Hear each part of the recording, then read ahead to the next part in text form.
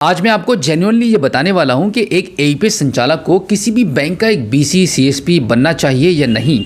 अगर आप किसी भी बैंक के एक सीएसपी बनते हैं तो आपका कितना नुकसान है, कितना फ़ायदा है और आपके लिए आपकी सिचुएशन के अकॉर्डिंग क्या आपको इसमें जाना चाहिए या नहीं जाना चाहिए, इसकी पूरी कंप्लीट इन्फॉर्मेशन आज की इस वीडियो में आपको मिलने वाली है। दोस्तों, मेरा नाम है बिलाल खान और आप देख रहे हैं स्मार्ट शॉप। आज जो मैं आपको बताने वाला हूँ बिल्कुल अपने पर्सनल एक्सपीरियंस के अकॉर्डिंग ही आपको सजेशन देने वाला हूँ।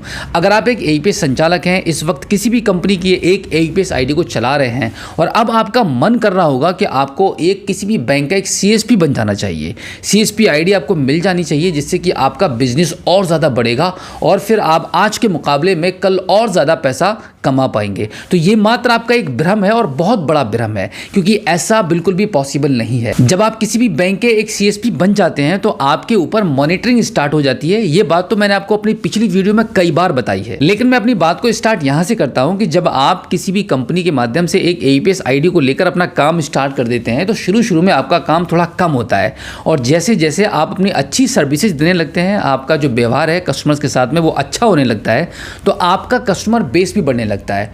फिर आपके दिमाग में ख्याल पैदा होता है कि भाई मेरे पास अब कस्टमर्स बहुत आ रहे हैं। फॉर एग्जांपल अगर मैं बात करूं कि इंडिया का जो सबसे बड़ा बैंक है वो है state bank of India.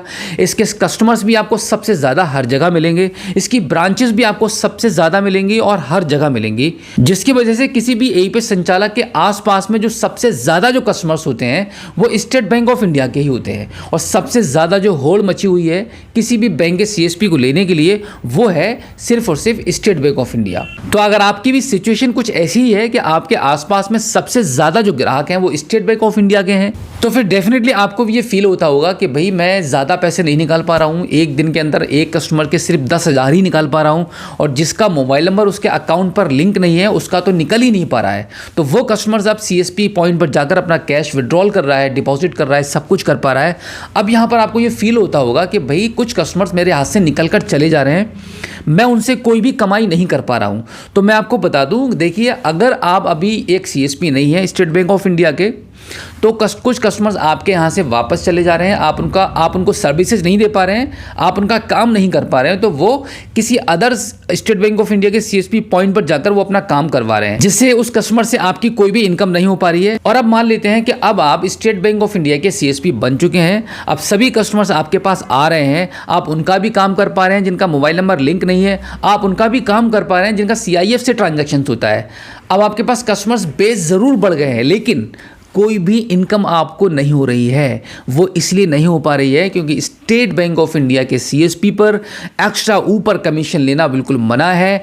Company भी आपके ऊपर नज़र रखी हुई है और बैंक भी आप पर मॉनिटरिंग करी हुई है। जैसे ही कोई भी शिकायत बैंक में आपकी पहुंचती है कि आप कस्टमर से एक्स्ट्रा पैसे ले रहे हैं, ट्रांजैक्शन करने पर आपके पॉइंट को तुरंत बंद कर दिया जाता है। तो बिल्कुल ऐसा मान के चलिए कि अगर अभी आपके पास कस्टमर्स एक दिन के अंदर 50 आ रहे हैं, उन 50 कस्टमर्स का 40 कस्टमर्स का आप काम कर पा रहे हैं और उनसे आप बहुत अच्छा पैसा कमा रहे हैं, एक महीने के अंदर आप 40-50 हज़ार रुपए की इनकम अमूमन कर लेते हैं किसी भी एईपीएस आईडी के माध्यम से, तो आपको कभी भी नहीं सोचना चाहिए किसी भी बैंक का सीएसपी बनने के लिए, क्योंकि यहाँ पर आपका एक मोटा पैसा लगेगा, इन्वेस्टमेंट होगा, आपको बहुत अच्छे से अपनी शॉप को डेकोरेट भी करना पड़ेगा, नया सिस्टम, नई आईडी, और फिर आप एक्साइटमेंट होंगे, आपको एक पासबुक प्रिंटर में पैसा लगाना पड़ेगा। ओवरऑल आपको लगभग 1-1.25 लाख रुपए का यहाँ पर आपका खर्चा हो ही जाना है और उसके बावजूद आपको एक्स्ट्रा ऊपर से कोई भी पैसा लेने नहीं दिया जाएगा। ये आप मानकर चलिए।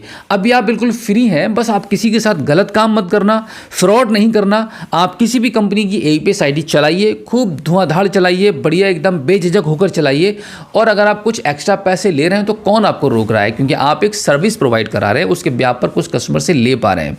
तो जैसे ही आप किसी भी बैंक के एक बीसी बन जाएंगे तो आप पर यह बात लागू हो जाएगी कि अब आपको किसी भी कस्टमर से कोई भी पैसा नहीं लेना है। और जब आप एक्स्ट्रा पैसे नहीं लेंगे और जब आप अपना कमीशन कस्टमर से नहीं ले पाएंगे तो फिर जो आपकी जो इनकम थी एक एईपीएस आईडी को चलाने में लगभग एक महीने के अंदर 40-50 हज़ार आप आसानी से पैदा कर लेते थे, वो आपका पूरा का पूरा खत्म हो जाएगा। फिर भी आप चोरी करने की कोशिश करेंगे भाई कौन आपको देख रहा है, चलिए मैं ले लेता हूँ कुछ कस्टमर से एक्स्ट्रा पैसे।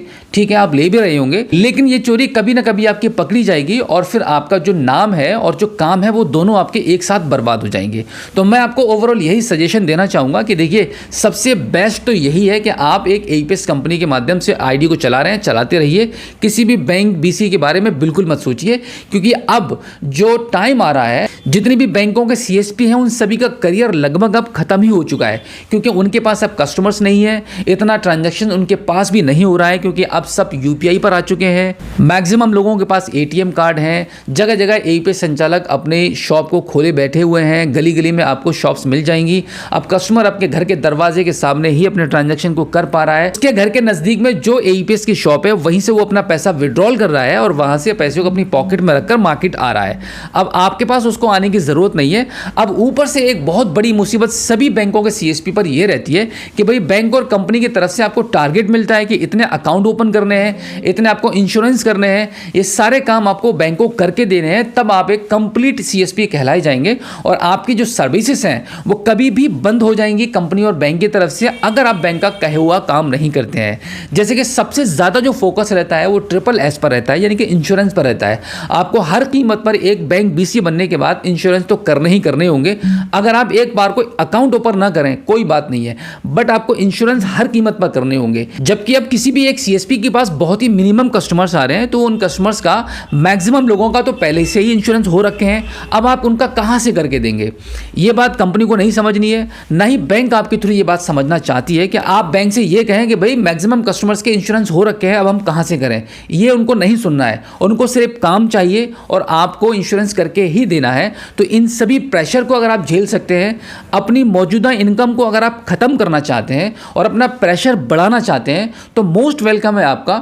आप किसी भी बैंक के एक सीएसपी के लिए अप्लाई कर दीजिए और मुसीबत अपने गले लटका लीजिए, यह आपकी मर्जी है। तो उम्मीद करता हूं कि आज की इस वीडियो में जो जानकारी मैंने आपको दी है वो मेरा पर्सनल एक्सपीरियंस है, आपको बहुत अच्छा लगा होगा। अगर आप पहली बार हमारे स्मार्ट शॉप यूट्यूब चैनल पर आए हैं और अभी तक आपने हमें सब्सक्राइब नहीं किया है तो प्लीज़ एक बार सब्सक्राइब जरूर कीजिएगा और बेल आइकन को भी प्रेस कीजिएगा। तो चलिए दोस्तों, मिलते हैं आपसे किसी और एक अगली वीडियो में एक नई जानकारी के साथ, एक नई अपडेट के साथ और एक नए जोश के साथ। तब तक के लिए जय हिंद।